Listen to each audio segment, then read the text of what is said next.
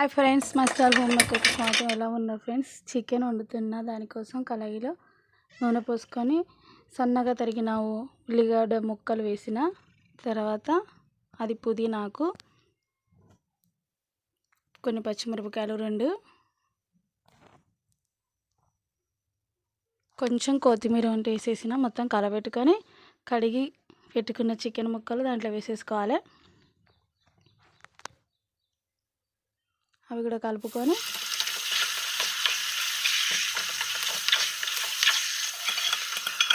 కొంచెంసేపు మూత పెట్టుకోవాలి. నూనెలో చికెన్ మగ్గినాక తర్వాత కొంచెం టమాటా ముక్కలు సన్నగా తరిగినాయి అవి కూడా దాంట్లో వేసేసుకొని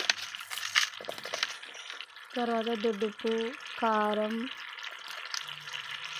పసుపు, అల్లం ముద్ద, కొంచెం గరం మసాలా ఇంట్లో ఉన్నది అది మొత్తం నూనె కలబెట్టుకొని తర్వాత మూత పెట్టేసుకోవాలి.